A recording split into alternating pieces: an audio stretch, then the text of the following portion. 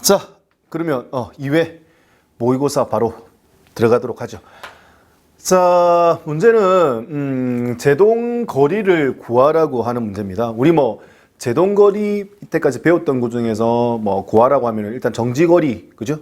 정지거리는 해가지고 제동거리 더하기 공주거리 그 내용만 공부를 했었잖아요. 근데 이제 과거부터 이제 요거와 관련된 계산하는 문제가 한 종류 있었습니다. 그래서 요거는 공식만 알면 간단하게 해결할 수 있는데 공식 모르면은 풀기가 어렵기 때문에 혹여나 이게 변별력을 주기 위한 문제로 나올 수 있지 않을까라고 해서 준비를 했습니다. 이 문제가 간간히 좀 자주 나왔었거든요. 과거에 이제 기능사, 산업기사 문제 자주 나왔기 때문에 한번 정리를 해 드리려고 출제를 했습니다. 그래서 이거는 변별력 문제로 준비한 것이기 때문에 기본서 공부했는데 이 내용 몰라? 내 공부 덜 된 거 아니냐? 이건 내용 없습니다. 그러니까 편안하게 보시면 되겠습니다. 자, 제동거리 S는 2뮤g의 v 제곱 이렇게 외우시면 되겠습니다. 여기서 뮤는 마찰 계수고요.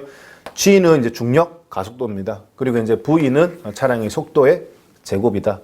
속도다 이렇게 보시면 되겠죠. 그래서 이제 요거를 그대로 대입시켜서 그냥 간단하게 풀어내시면 되는 겁니다. 그래서 분모의 2 곱하기 뮤가 마찰 계수가 0.45죠. 자, 단 원래는 중력 가속도 9.8m/s 제곱인데 계산하기 편하게 하기 위해서 10m/s 제곱으로 가정한다 라고 준 겁니다. 원주율을 3.14인데 3으로 계산해라. 같은 맥락이라고 보시면 되겠습니다. 어차피 계산기 없이 편하게 풀기 위해서인 거죠. 그래서 여기에 곱하기 중력 가속도 10m/s의 제곱이다. 이렇게 놓으시면 되죠. 자, 그 다음에 속도의 제곱입니다. 속도의 제곱에 구하려고 하는 단위가 미터고요. 그리고 이제 여기에 미터/s 제곱으로 나와 있으니 지금 자동차 속도로 주어진 시속, 그러니까 per-hour죠. 시속 108m니까 108km/h로 표현할 수가 있고요. 얘를 어떻게 미터/s로 바꿀 필요성이 있다라는 겁니다. 그래서 108km는 미터로 바꾸면 1, 0에 8에 하나, 둘, 3개, 0, 3개 더 붙어서 미터가 되면 되고요. 그 다음에 1시간은 3600초이니 이런 식으로 쓸 수 있다라는 겁니다. 그죠? 그러면 이제 공두에 간단하게 지우고 3번 들어가면 3, 3은 9, 3, 6, 18. 딱 떨어지죠? 그래서 여기 3배 하면 되는 겁니다. 그래서 여기 남는 게 얼마다? 30이 되겠네요. 그래서 30m/s다라고 보시면 되겠죠. 요거를 km/h를 m/s로 바꿨을 때. 그러면 우리가 이제 여기 이렇게 그대로 대입시키게 되면 30m/s의 전체 제곱이 된다. 이런 거죠. 자, 이제 여기서 30의 제곱은 3, 3은 9, 900이 되고요. 미터 제곱, per 제곱 이렇게 되는 거죠. 그래서 여기서 얘가 3, 3은 9, 900 미터 제곱 per 제곱. 어차피 제곱은 각각 곱해지는 것이니까요. 그래서 분모의 세커 제곱 날아가게 되고 여기 미터 날아가면 단위가 미터만 나와서 결과적으로 우리가 구하려고 하는 제동 거리 미터가 나올 수 있다라는 개념인 겁니다. 자, 이거 2배 하면은 딱 숫자 맞춰놨죠. 이거 2배 하면은 얼마입니까? 0.9죠. 0.9에 10이 곱해지면 그냥 9입니다. 그럼 9 약분시키고 남는 건 뭐다? 100m가 남는 거죠. 그래서 제동 거리는 얼마다? 100m다. 이렇게 보시면 되겠습니다. 와, 엄청나죠? 제동거리가. 근데 계산하기 쉽게 만들다 보니까 이렇게 나온 건데, 실제 차량에서 100m까지 나오기는 좀 쉽지 않은데, 우리 그래도 앞차와의 거리는 고속도로 주행할 때 한 100m 정도는 두고 주행을 해달라고 얘기하는 개념이지 않습니까? 그걸로 봤을 때는 크게 무리가 없다, 그죠?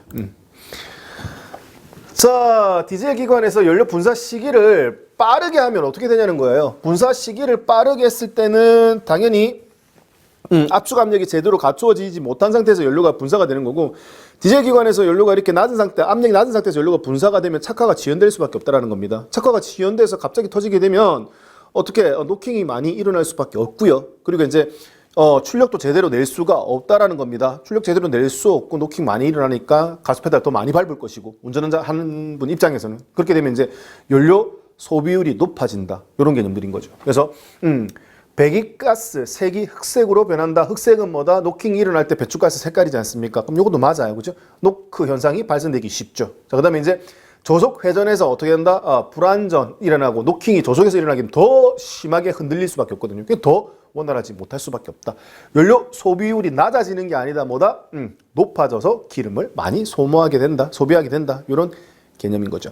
자, 연료 소비율이 낮다를 다른 말로 뭐라고 표현할 수 있다? 연료 소비율이 좋지 못하다라고 표현할 수 있죠. 네, 그렇게 표현할 수 있다는 얘기입니다. 그래서 이렇게 낮아진다, 그 다음에 연료 소비율이 긍정적인 의미의 뭐 좋다, 좋지 않다, 요거하고 헷갈리지 않게끔 정리해달라고 제가 기본서 할 때 몇 번 말씀을 드렸을 겁니다. 그래서 요 용어에 대해서 잘 헷갈리시지 않도록 주의해 주시기 바랍니다. 그러면 이제 연비가 뭐 낮다, 연비가 높다 이런 개념 있잖아요. 요거 같이 묶어가지고 정리를 좀 해두시면 좋겠어요. 연료 소비율은 뭐 낮은 게 좋은 거죠. 연료 소비율은 낮은 게 좋은 거고 연비는 뭐다? 높은 게 좋은 거다. 뭐 그런 개념이고 연료 소비율이 낮아지면은 좋다. 긍정적인 개념이니까 요거 이렇게 가야 되겠네요. 그죠? 연료 소비율이 낮아진다는 개념은 기름을 적게 먹는다의 개념이니까 뭐야? 연료 소비율이 좋다의 개념인 거죠. 좋다. 긍정적인 개념. 그래서 그런 부분 헷갈리지 않게 정리를 해두시면 좋겠습니다. 자, 그 다음에 작동 온도가 낮아요. 작동 온도가 낮고 그 다음에 혼합비가 희박한 거예요. 희박하면 실화가 자주 일어날 확률이 많겠습니다. 희박한 경우에 와류를 잘 활용을 하지 못하면 실화가 일어납니다. 자, 그래서 이 실화가 일어나게 되면은 연료가 안 타고 그대로 나올 수 있다고 했죠. 그래서 연료의 성분인 HC가 배출가스 중으로 많이 나올 수밖에 없다. 그런 개념으로 실화가 발생되는 경우에 가장 많이 증가하는 배출가스는 뭐다? 탄화수소, 연료의 성분이 탄화수소다. 이렇게 볼 수 있는 거죠. 자, 교류를 직류로 정류하는 기능 가진 장치를 모두 고르라고 했어요. 자, 자력과 코일을 이용, 그렇죠? 자석과 코일을 이용해서 대부분 다 교류 전기를 만들 수 있다라고 했죠. 그래서 직류 발전기든 교류 발전기든 전부 자석과 코일을 이용해서 전기를 만들어요. 그렇기 때문에 직류 발전기든 교류 발전기든 전부 다 만들어지는 전기는 전부 뭐다? 교류라고 했어요. 그래서 직류 발전기에서 만들어지는 이 교류를 뭘로 직류로 정류하기 위해 필요한 게 뭐야? 정류자와 브러쉬라고 이야기를 했고요. 그리고 이제 교류 발전기에서 만들어진 교류를 직류로 바꾸어서 어떻게 비단자 쪽으로 내보내기 위해서 필요한 게 뭐다? 다이오드라고 얘기를 했었죠. 그래서 실리콘 다이오드 같은 개념이니까 실리콘 다이오드, 다이오드. 그래서 요 두 녀석은 일단은 뭐 교류를 직류로 바꾼다라는 건 알겠어요. 그리고 이제 우리 외운 거 있잖아. A 교류, 그다음에 직류 D. 그래서 AD 컨버터라고 외우라고 말씀드렸잖아요. 그래서 AD 컨버터 역시 뭐를 교류를 직류로 바꿀 수 있다. 이 컨버터는 보통 뭐 하이브리드, 뭐 전기차, 모터 구동용 사용할 때 요때 이제 많이 활용할 수 있다라는 개념인 거죠. 그래서 이때는 이제 회전 제동이죠. 모터의 운동 에너지를 이용을 해서 만들어진 게 교류다. 이 교류를 다시 뭘로 직류로 바꾸어서 고전압 배터리를 충전할 필요성이 있다더라. 이때 사용하는 게 이제 컨버터지 않습니까? 그래서 기역, 니은, 리을 묶어 놓은 3번이 답이 되겠네요. 자, 엔진의 흡기 장치 구성 요소에 해당하지 않는 게 뭐냐라고 물어보는 겁니다. 우리 흡기 그리고 배기, 공기가 들어가고 나가고의 과정을 전부 다 알고 계신다라면 크게 어렵지 않게 답은 골라내실 수 있어요. 왜? 배기 쪽에 정화하는 장치, 촉매 장치가 뭐야? 배기 라인의 구성 요소라는 걸 쉽게 찾을 수가 있죠. 근데 이제 문제는 뭐야? 레조네이터라는 걸 처음 들어보신다라는 거죠. 레조네이터 같은 경우는 공기가 빨려 들어가면서 공명이 생길 수가 있어요. 그래서 이 공명이 생겨서 흡입혈도 떨어지게 되고 뭐 소음까지, 진동까지, 소음 및 진동이 일어날 수 있는 부분을 방지하기 위한 장치, 얘를 뭐라고 한다? 레조네이터라고 이야기를 한다. 그리고 얘는 흡기 라인에, 당연히 흡입되는 라인에 설치가 되어야 한다라는 개념으로 이해를 해두시면 되겠습니다. 그래서 뭐 답 1번으로 보시면 되겠네요. 자, 그 다음에 계기판이죠. 계기판. 현재 이제 계기판에 연료 소비율, 뭐 현재 연료 소비율이 얼마만큼 된다. 그리고 평균 속도가 얼마다. 그리고 이제 지금 남아 있는 거로 얼마만큼 거리를 갈 수 있다. 이런 정보들을 표현할 수 있는, 그래서 사람이 인지할 수 있는 문자화 시켜서 띄우는 장치. 뭐라고 했어요? 트립 컴퓨터 시스템이라고 이야기를 했습니다. 그래서 계기판이 과거에는 이렇게 경고등에만 의존을 해서 운전자에게 지금 상황을 일부 내용을 뭐 위험한 상황을 고장 상황을 알려줬다라면은 지금은 이제 세부적인 내용까지도 어떻게 문자화해서 운전자가 바로 인지할 수 있게끔 해준다라는 겁니다. 그래서 그만큼 그 기계어를 사람이 이제 인지할 수 있는 문자로 바꿔가지고 표현할 수 있는 그런 과학기술이 많이 발달이 되었다라고 보시면 되겠고, 거기에 이제 끝에 있는 게 드립 컴퓨터다, 현재 사용하는 거. 이렇게 보시면 되겠습니다. 자, 종합 경보 시스템 에탁스잖아요. 전기로 시간하고 알람하고 관련된 내용을 컨트롤하는 시스템. 이거를 우리 에탁스라고 이야기를 했었습니다. 뭐 와이퍼, 인트, 시간 제어라든지 아니면은 그 감광식이죠. 감광식 룸램프라고 해서 어떻게 이렇게 서서히 불이 꺼지는 부분. 그리고 이제 열선을 작동시켰을 때 일정 시간 작동되다가 저절로 꺼지게 하는 기능, 이런 것들 전부 다 뭐 시간, 이런 제어다라고 볼 수 있죠. 그리고 기본서 할 때 얘기를 했던 거니까 잘 돌아보시면 금방 파악할 수 있다는 겁니다.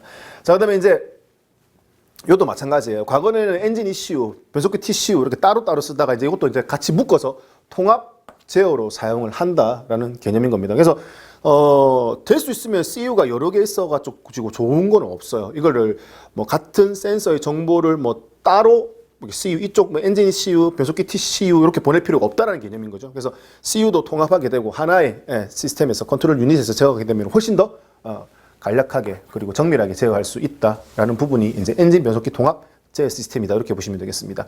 자, 자동 주차 시스템이라고 해서 주차를 편하게 할 수 있게끔 도와주는 거죠. 그래서 뭐 평행 주차라든지 아니면 뭐 후진 주차 이런 거 할 때 위치를 파악하게 되면은 이 위치에 맞춰 가지고 운전자는 뭐 D나 R 그리고 요청하는 대로 뭐 악셀레이터 페달, 브레이크 페달 요것만 잘 조정하면 되는 거죠. 그럼 조향 장치까지 알아서 제어를 해주는 그런 시스템이 자동 주차 시스템이다. 이거는 뭐 당연히 MDPS라고 해서 전동 모터가 조향 장치를 움직일 수 있어야지 편하게 주차가 가능하겠죠. 그거 이후부터 이렇게 접목이 가능해졌다, 이렇게 보시면 되겠네요.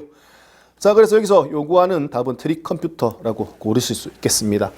자, 그다음에 수동 변속기 내부에서 싱크로나이저 링의 기능이 작용하는 시기가 언제냐라고 물어보는 겁니다. 자, 싱크로 메시 기구입니다. 싱크로 메시 기구에 해당되는 이렇게 축이 있으면 축 부분에 이렇게 스플라인부가 파져 있죠. 그래서 이 스플라인부가 하는 역할은 축과 여기에 있는 허브, 싱크로나이저 허브라고 합니다.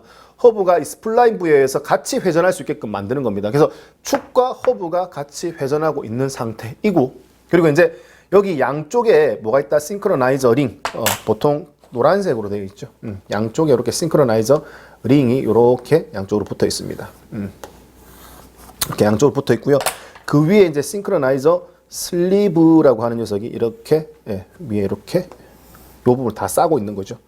자, 이런 식으로 되어 있고 가운데 이렇게 홈이 파져 있고 여기에 이제 걸리는 게 뭐다? 시프트. 변속을 하고 있는 시프트 레일의 시프트 포크가 슬리브에 이렇게 걸려 있다라는 겁니다. 싱크로나이저 슬리브에. 그래서 내가 변속을 할 때 해당 뒤에는 기어가 이렇게 콘 모양으로 이렇게 경사져서 튀어져 나와 있다라는 거죠. 이렇게 나와 있다는 거죠. 그리고 이제 슬리브와 같이 물릴 수 있는 이 기어 부분이 똑같이 존재를 하게 됩니다. 이 상태에서 이제 해당되는 기어, 보통 헤리컬 기어로 많이 만들죠. 이 상태로 기어가 설치가 되어 있습니다. 그러면 이제 변속을 하기 위해서 내가 변속 레버를 움직이면 시프트 레일이 움직이고 시프트 포크가 어떻게 슬리브를 잡고 해당되는 기어 쪽으로 슬리브를 움직이게 됩니다. 그러면 이 슬리브가 싱크로나이저 링의 경사면을 해당되는 기어 콘 부분에 먼저 붙여서 회전수를 일부 동기화시킨다는 개념이에요. 동기화시키고 나서 여기 해당되는 기어 앞부분에 조그만 기어와 같이 물려가지고 변속이 이루어진다. 그래서 변속기 내에서 기어가 물리는 순간 싱크로나이저 링이 어떻게 마찰을 일으켜서 동기화 시킨다라는 개념으로 이해를 해두시면 되겠습니다. 그리고 이제 제일 마모가 많이 일어나는 부분이 이제 싱크로나이저 링의 요 경사진 부분 있죠. 실제 이제 마찰을 일으키는 부분. 요게 이제 마모가 가장 잘 된다고 볼 수 있고, 일정 기간, 오랜 기간 사용하다 보면 요거 많이 마모돼서 이제 마찰을 제대로 일으킬 수가 없게 되는 겁니다. 그러면 이제 미끄러지게 되고, 미끄러지면은 변속할 때 동기화가 잘 안 되니 변속할 때 충격이 좀 많이 발생될 수 있다. 이렇게 정리해 주시면 되는 거죠. 자, 그 다음에 ABS인데 ABS 시스템에서 당연히 뭐 전자제어 시스템의 일부고 ABS가 전자제어를 하기 위해서는 입력되는 신호, 제어하는 CU, 그다음에 이 CU에 의해서 움직이는 그죠? 온오프 신호로 물리적인 일을 하는 액추에이터로 요 세 가지 구성 요소로 나눌 수가 있다. 자, 휠 스피드 센서가 이제 ABS에서 대표적으로 사용하는 센서다 이렇게 보시면 되겠습니다. 자, 그다음에 이제 뭐 그 외에 이제 브레이크 스위치, 그다음에 축전지 전원 이런 것들은 전부 다 뭐다? 센서 스위치는 입력 신호란 건 알고 계실 겁니다. 그게 이제 배터리 전원은 ABS는 우리 모듈레이터라고 해서 거기 모터도 있고요. 그다음에 솔레노이드 밸브도 있어요. 전부 다 뭐 전원, 전기적 에너지에 의해서 움직이는 녀석들이에요. 그래서 축전지의 전원이 공급이 원활하지 못하다. 발전기에서 전기 만들어서 배터리 전원하고 같이 연동해서 전원을 공급하는 장치의 전원이 좋지 못하다. 그러면은 정기적으로 움직이는 장치들이 어떻게 제대로 작동할 확률이 많지 않아요. 이러면 어떻게 한다? fail safe 혹은 림 홈이라고 해서 제어를 안 하는 거예요. 기존에 초기화 세팅됐던 부분으로 기본적인 제동만 될 수 있게끔 만들어 버리는 겁니다. 그래서 그런 안전을 위해서 축전지 전원을 받는다라고 보시면 되겠습니다. 그 외에 이제 모터를 구동하기 위한 릴레이, 그리고 뭐 솔레노이드 밸브, 뭐 전구, 뭐 이런 것들 있잖아요. 이런 것들은 전부 다 뭐 해야 된다? 액추에이터에 해당이 된다. 그래서 이제 입력이 아닌 것을 고르라고 했으니까 모터 릴레이는 어디에 포함된다? 액추에이터에 포함이 된다. 이렇게 답을 고르시면 되겠습니다. 자, 그다음에 이제 하이브리드예요. 하이브리드에서는 말 그대로 그 내연기관하고 구동모터 같이 사용을 한다는 개념이에요. 그렇기 때문에 내연기관의 출력이 그다지 높지 않아도 되거든요. 굳이 모터까지 쓰는데 내연기관 출력까지 많이 낼 필요성이 없다라는 겁니다. 그래서 이제 우리 기본적으로 가솔린 엔진을 오토 사이클이라고 하잖아요. 그래서 이 오토 사이클을 약간 변형해서 만든 사이클의 애킨슨 사이클이라는 녀석이 있습니다. 자, 이거는 뭐 우리 하이브리드 내용 중에 충분히 시험에 나올 수 있지 않을까 해서 관련된 내용으로 지금 뭐 준비를 했다 이렇게 보시면 되겠습니다. 그래서 이 애킨슨 사이클 보시게 되면 과거에 이렇게 복잡한 링크 장치를 이용을 해서 사용을 했는데, 자, 여기서 폭발해서 튕겨져 나오는 거리하고요. 자, 두 번째 보시면 이제 흡입할 때 올라가는 거리하고 차이가 나요. 그래서 흡입할 때 거리는 굉장히 짧게 가져가고요. 흡입 및 압축할 때 거리는 굉장히 짧게 가져가고, 그다음에 된다 폭발될 때 튕겨져 내려오는 거리는 굉장히 길게 가져가는 겁니다. 그래서 우리 보통 엔진에서 출력이 로스가 나는 부분, 이게 대부분 다 어디다?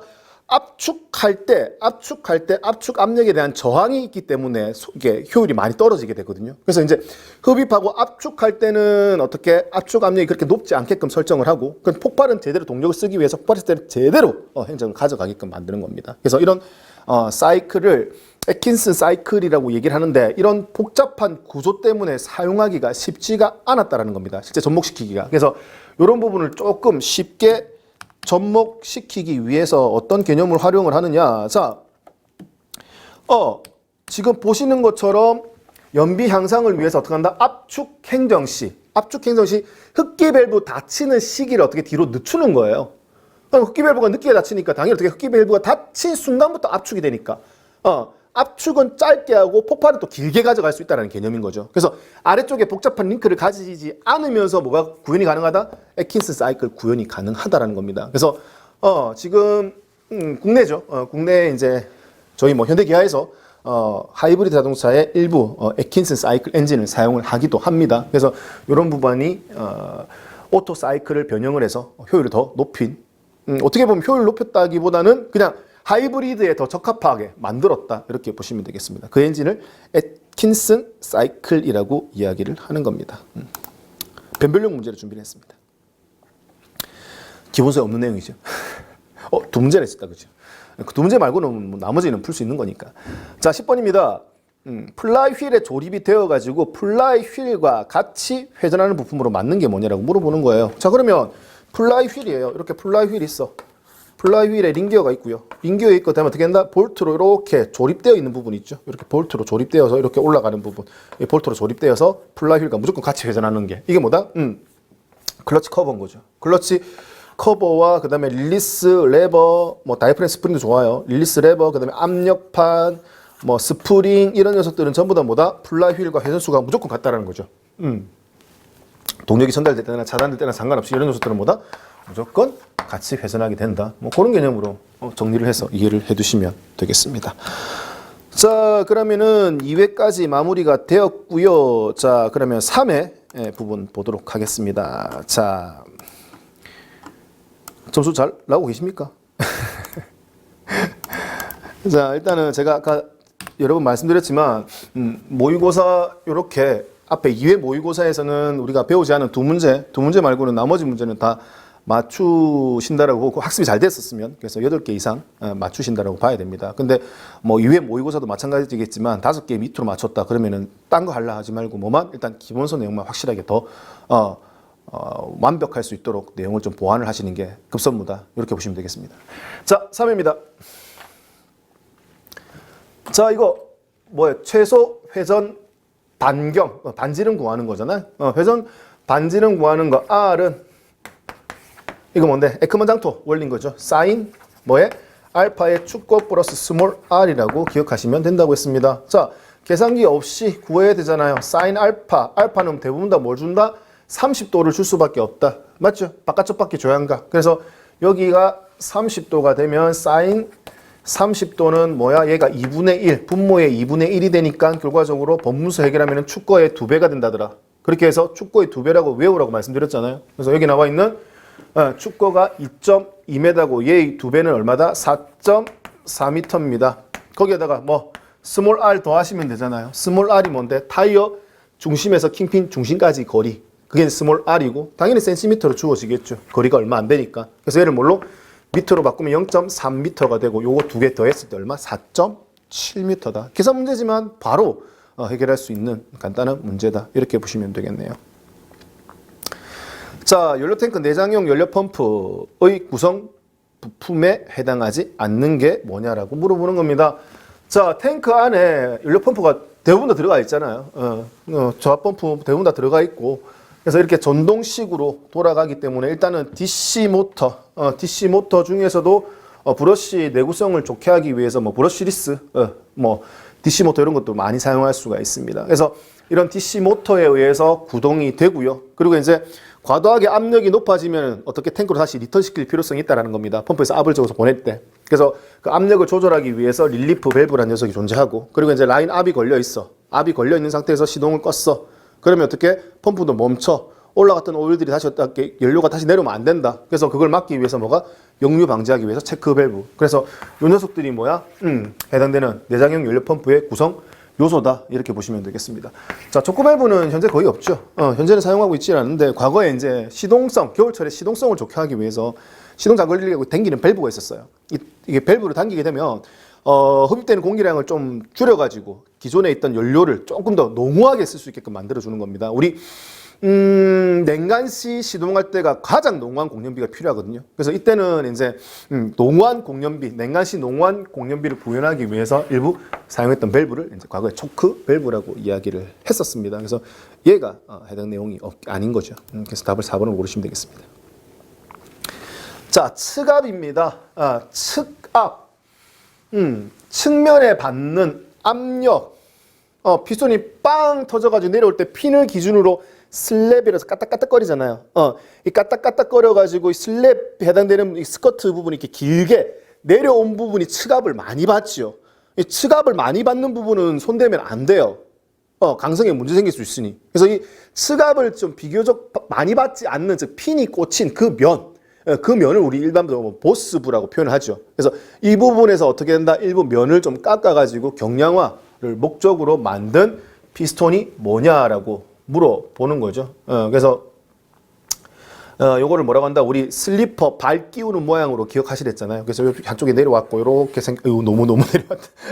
이런 식으로 해서 이렇게 올라가서 슬리퍼 발 끼우기 좋은 모양으로 돼 있다 표현했고 이거를 뭐라고? 슬리퍼 피스톤으로 기억을 해 주십사라고 말씀드렸을 겁니다. 그 내용이에요. 그래서 1번을 답으로 선택하시면 되겠고요.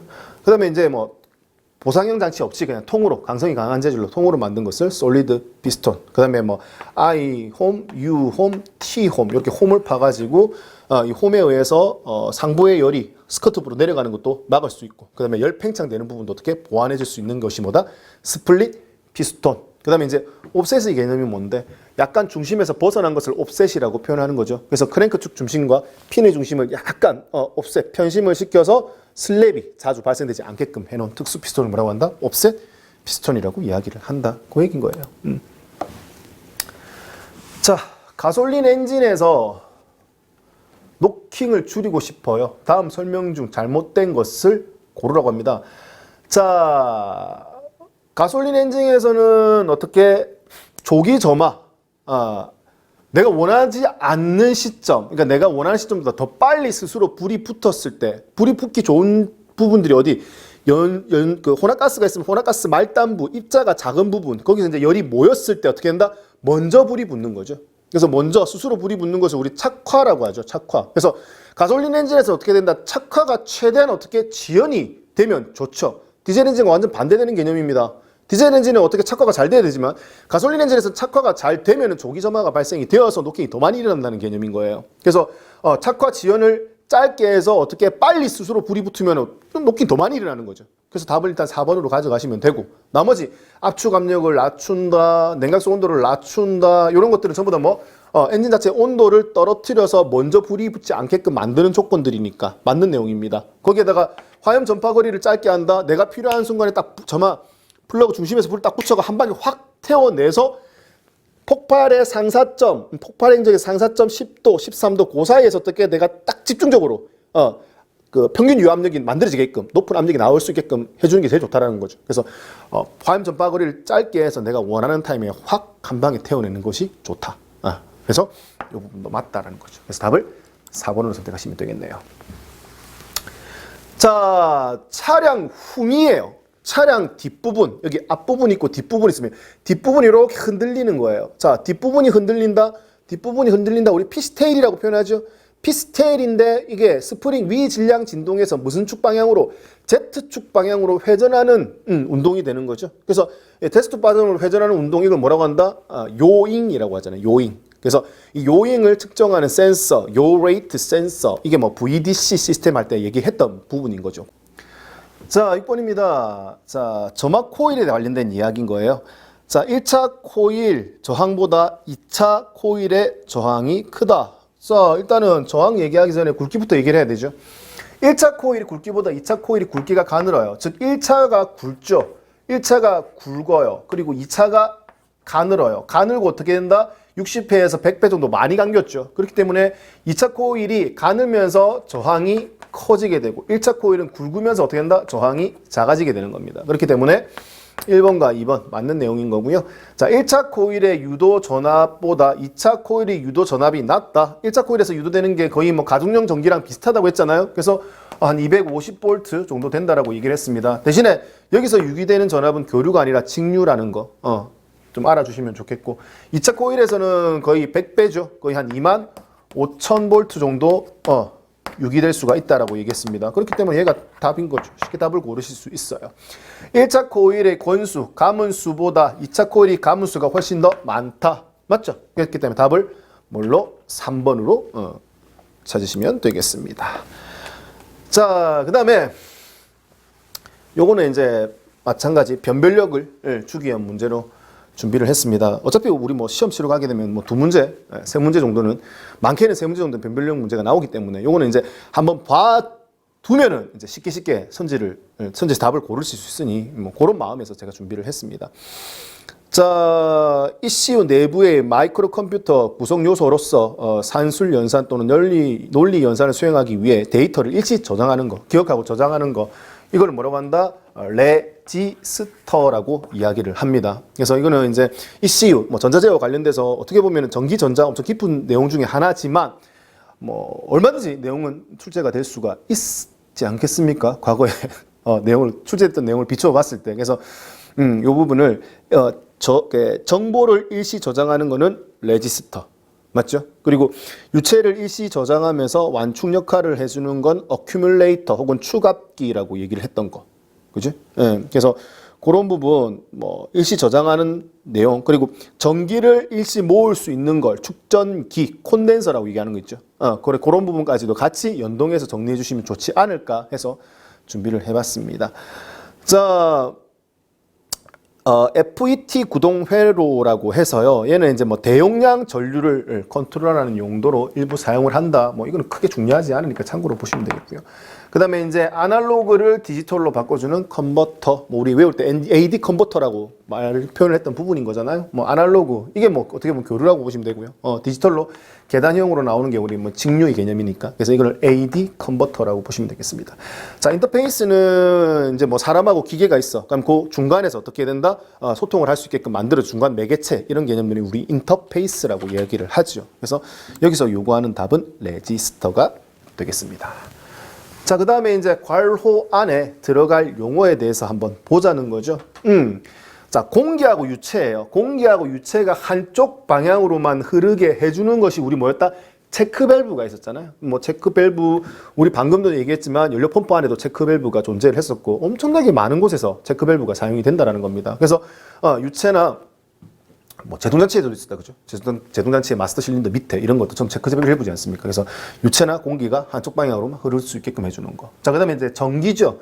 전기가 마찬가지 한쪽 방향으로 흐를 수 있게끔 정류 역할을 해주는 녀석이 있었죠. 그게 뭐다? 다이.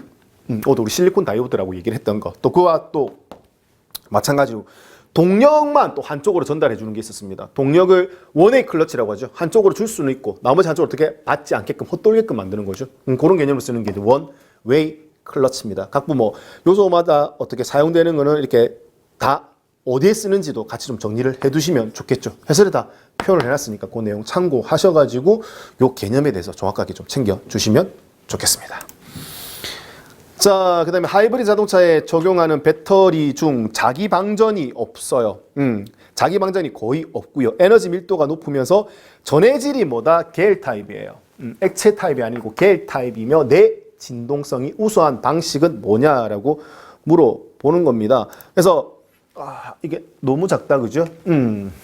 그래서 여기 보면은 처음에 여기 납산 축전지가 있고요. 제가 읽어드릴게요. 잘 안 보이니까. 납산 축전지가 있고 그 다음에 여기 리튬 이온 배터리가 있습니다. 그래서 리튬 이온 배터리 같은 경우는 전해액을 뭘로 사용한다? 리튬염 용액을 사용을 합니다. 이 리튬염 용액을 이제 겔 타입으로 만들어 가지고 사용한 것이 뭐다? 리튬 폴리머 배터리가 되는 겁니다. 그래서 지금 여기서 요구한 것은 전해질이 뭐야?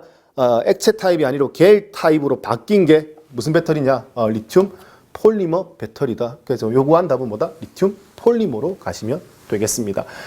자, 초창기 이제 니켈 카드뮴 배터리라는 요소도 많이 썼었습니다. 근데 이제 니켈 카드뮴 배터리 같은 경우는 여기 이제 인체에 굉장히 유해한 물질 카드뮴이 들어있다라는 거죠. 그래서 이 카드뮴 쓰지 말자라고 해서 대체로 나온 게 뭐다? 니켈 수소 배터리다. 이렇게 보시면 되겠습니다. 그래서 니켈 카드뮴 배터리는 이 다음 문제 나오겠지만 무슨 현상까지 있다? 이런 메모리 효과까지 가지고 있는 단점이 있어요. 그래서 이제 지금 거의 사용되지 않는다라고 보시면 되겠죠. 메모리 효과가 뭔데? 만약에 용량이 전체 100짜리가 있는 거예요. 100짜리 용량을 가진 배터리가 있을 때 이거를 완전 방전시키지 않고 한 80%만 방전시키고 다시 충전해. 계속 요것만 작업을 한 거예요. 그럼 어떻게 된다? 요 위에 20%만 쓸 수 있고 나머지 어떻게 80은 사용할 수 없는 거죠. 이런 것도 이제 메모리 효과라고 이야기를 합니다. 휴대폰을 오래 써보신 분들은 과거에 이제 휴대폰을 완전히 방전시키고 충전해라라고 들었던 기억이 있으실 겁니다. 그때 이제 메모리 효과가 있는 니켈 카드뮴 배터리를 사용을 했었다. 이렇게 기억을 해두시면 되겠습니다. 자, 그 다음에 이제 뭐 스웰링, 뭐 배부름 현상, 요 거의 같은 개념이죠. 이제 기체가 만들어져서 이렇게 볼록하게 튀어나온 부분인 겁니다. 그래서 이것도 우리 휴대폰 배터리에서 일부 겪었던 기억이 나시죠? 그래서 이 스웰링 현상으로 메이커에서 배터리를 교환해주고 그랬던 기억이 납니다. 그런 개념으로 이해를 하시면 되겠고, 셀페이션은 우리 납산 축전지에서 얘기를 많이 했던 부분, 연구 황산 납에 관련된 이야기인 겁니다. 자, 그래서 여기까지 해서 3회를 마무리했고요. 조금 쉬셨다가 4회에서 다시 뵙도록 하겠습니다. 자, 수고하셨습니다.